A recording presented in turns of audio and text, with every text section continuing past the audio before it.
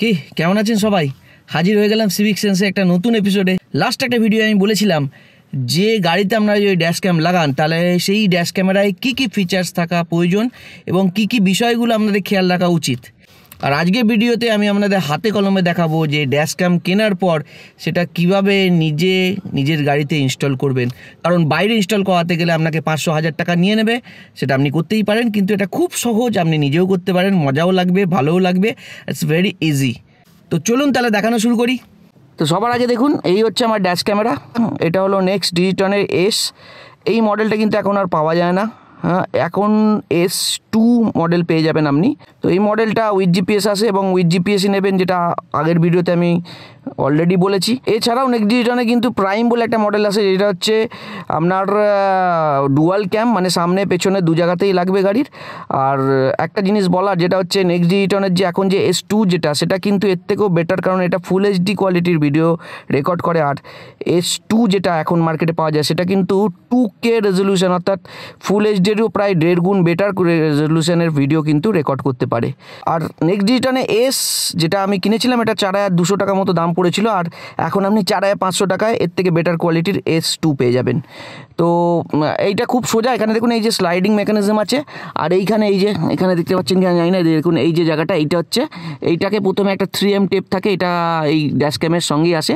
এটা গাড়ির কিন্তু একটা মিডিল পয়েন্ট আপনাকে এটা লাগাতে হবে, এমনভাবে মিডিল পয়েন্টে লাগাবেন যাতে আপনার গাড়ির পুরো সামনের ফ্রন্ট পোর্শনটা কভার করতে পারে, সেরকমভাবে বুঝে লাগাতে হবে।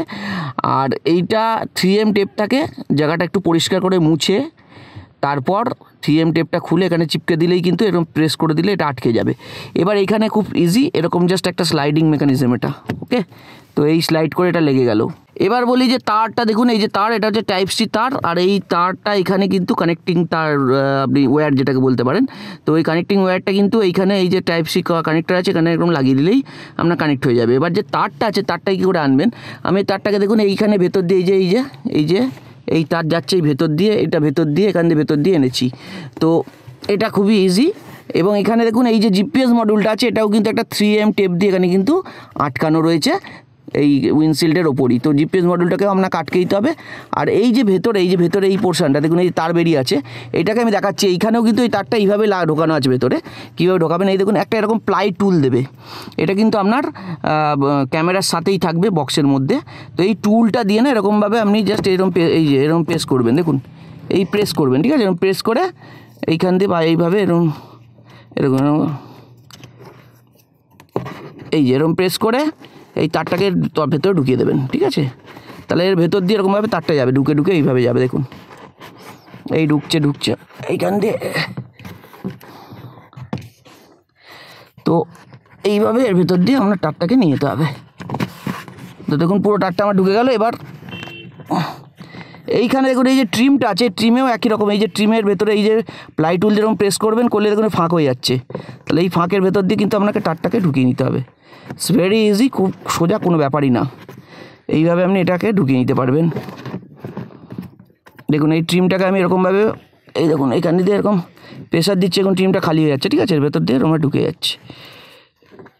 এই ট্রিমটাকে এরকমভাবে প্লাই টুল দিয়ে প্রেসার দেবো, দিলে ফাঁক হয়ে যাবে, ফাঁকের ভেতর দিয়ে এরকম কিন্তু তারটাকে আমি ঢুকিয়ে দেবো। এখানেও তাই একই রকম, এই দেখুন এই ট্রিম প্রেসার দিয়ে আমি এখানে কিন্তু এই দেখুন ঠিক আছে, এই ঢুকে গেল, ঠিক আছে।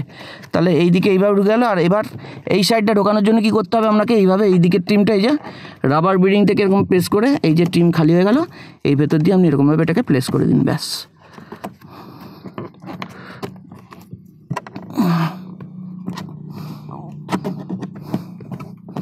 দেখুন এটা কিন্তু রাবার বিডিংয়ের ভেতরে আড়ালে লুকিয়ে গেল তারটা, ঠিক আছে। আর তার কিন্তু এখানে দেখা যাচ্ছে না। একই রকম এই তারটাকে এইখান দিয়ে ভেতর দিয়ে আপনি নিয়ে আসতে হবে। এই বিডিংয়ের ভেতর দিয়ে আমার তারটা রয়েছে, দেখুন দেখতে পাচ্ছেন কি জানি না, দেখুন এই যে তার, ঠিক আছে, এই দেখুন আমি টানছি, বুঝতে পারবেন। এই যে এটা হচ্ছে তার রয়েছে এখান দিয়ে। তো এর ভেতর দিয়ে জাস্ট এই ড্যাশবোর্ডের তলা দিয়ে আমি এদিক দিয়ে এনেছি, কেউ মনে করলে ওই লেফট সাইড দিয়েও নিয়ে আসতে পারেন, কোনো ব্যাপার না। তো এটা নিচ দিয়ে এনে জাস্ট ড্যাশবোর্ডে এরকম তলা দিয়ে, এইখান দিয়ে তলা দিয়ে এসে এইখান দিয়ে এটাকে এর তলা দিয়ে নিয়ে এসছি। এর তলা দিয়ে নিয়ে এসে দেখুন এইখানে এই যে এইখান দিয়ে আমি এটাকে বের করেছি, বের করে এই তারটা আমার এক্সেস ছিল, এটাকে গুটিয়ে নিয়েছি। তো এই ড্যাশবোর্ডের তলা দিয়ে এটা এইভাবে ঘুরে ঘুরে ঘুরে ঘুরে এইখান দিয়ে জাস্ট এইখান দিয়ে বের করেছি। বের করে এই যে এক্সেস পোর্শনটা ছিল সেটাকে আমি এরকমভাবে গুটিয়ে নিয়েছি, গুটিয়ে নিয়ে আর এই যে জ্যাক, এর যে আপনার ইউএসবি এ টাইপ কানেক্টার, সেটা এইখানে কিন্তু সিগারেট লাইটারে যে একটা দেখুন এই সকেটটা আমি এটা কিনেছি, এটা হচ্ছে ক্রাস্টের একটা সকেট। এখানে কিন্তু একটা ইউএসবি, দুটো ইউএসবি, একটা টাইপ সি, 3টে পোর্ট আছে। তাহলে এই 12 ভোল্টটাকে আমি কিন্তু এখান থেকে 3টে পোর্ট ইউজ করতে পারি, যেটা আমার মাল্টিপল ইউজে কাজে লাগে। আগের দিন বলেছিলাম যে ইউএসবি টাইপে নেবেন, এটাই সুবিধা। যদি আপনি এখানে সিগারেট লাইটারে পোর্ট নেন তাহলে কিন্তু আপনার এখানে এঙ্গেজ হয়ে যাবে ড্যাশ ক্যাম, তাহলে আর এই লাইটার পোর্ট থেকে অন্য কোনো কাজ আপনি করতে পারবেন না। কিন্তু এখানে সুবিধা কী হয়েছে, এখানে দেখুন আমি যেহেতু এই মাল্টি পোর্টটা ইউজ করছি এবং আর এই কানেক্টারটা হচ্ছে আপনার ইউএসবি এ, তাহলে আমি একটা ইউএসবি এতে এইটা আমার লাগলো, এরপর একটা ইউএসবি এ আর টাইপ সি আমার খালি থাকলো, যেটা আমি যে কোনো অন্য কোনো পারপাসে কোনো মোবাইল চার্জ করা হোক, বা আমার যেমন এই এয়ার পিউরিফায়ার আছে টাইপ সি, এই পোর্টটা এখানে লেগে যায়, তো এয়ার পিউরিফায়ারও আপনি কাজে লাগাতে পারেন, বা অন্য যে কোনো আপনি ইলেকট্রিক্যাল পাওয়ার কনজাম করার হলে এই পোর্ট থেকে আপনি নিতে পারেন। তো এই হলো ফ্যাক্টর। একই রকম যদি আপনি রিয়ার যে পার্টটা থাকবে, রিয়ার পার্টটাও এরকমভাবে এই টিমের ফাঁক দিয়ে এই যে ফাঁক দিয়ে গলে গলে গলে গলে এইখান দিয়ে আপনি গলে এরকমভাবে এই এখান দিয়ে বের করবেন, এই টিমের ভেতর দিয়ে যাবে, ঠিক আছে, গিয়ে একদম পেছন দিকে নিয়ে গাড়ির পেছন দিকে একদম টিম দিয়ে বের করে ওইখানে পেছনে আপনার কিন্তু রিয়ার উইন্ডশিল্ডে ওটাকে সেট করতে হবে। তো এই হলো ব্যাপার, খুব মজার ব্যাপার, ভালো লাগবে, করতে পারেন। আর এটা করা খুবই ইজি, একটু সময় লাগবে হয়তো, একটু বুদ্ধি করে করে দেখবেন কোনখান দিয়ে এটা এরকমভাবে প্রেস করে করে। আপনার মেন কাজ হচ্ছে যে তারটাকে লুকিয়ে দেওয়া, যে তারটা সেটা যাতে খালি চোখে দেখা না যায়। তো এই ছিল গাড়িতে ড্যাশ ক্যামে ইনস্টল করার ভিডিও, আশা করি আপনাদের বোঝাতে পারলাম। খুব সহজ, নিজে করার চেষ্টা করবেন, কোনো অসুবিধা হলে আমাকে কমেন্ট করুন, এখানে কমেন্টে দিলে আমি আপনাদের অবশ্যই বলবো যে কি কোনো হেল্প লাগলে বা কোনো কিছু যদি কোনো অ্যাডভাইস যদি লাগে সেটা আপনারা জানান, তাহলে আমি অবশ্যই দিয়ে দেবো। আর হ্যাঁ, আবার বলছি, ড্যাশ ক্যাম কেনার সময় চেষ্টা করবেন হার্ডওয়্যার কিট যেটা হয়, অর্থাৎ 24 ঘন্টা যে মনিটরিং, সেটা অ্যাভয়েড করার চেষ্টা করবেন। এটা কিন্তু গাড়ির পাওয়ার সিস্টেমের উপর ড্যামেজ করে, আপনার ব্যাটারির উপর লোড পড়ে, ঠিক আছে, এবং এর থেকে কিন্তু আমরা শর্ট সার্কিট হয়ে কিন্তু গাড়িতে আগুনও লেগে যেতে পারে, যে কারণে কিন্তু এটা খুবই যে কোনো অ্যাডিশনাল ইলেকট্রিক্যাল যেটা আপনার হার্ডওয়্যারিং কিট সেটা কিন্তু না লাগানোই ভালো। অনেকে বলেন যে এই ড্যাশ ক্যামেরার জন্য কি আমার কি কোনো ওয়ারেন্টি পার্ট হবে? না, হবে না, কারণ এটা প্লাগ অ্যান্ড প্লে।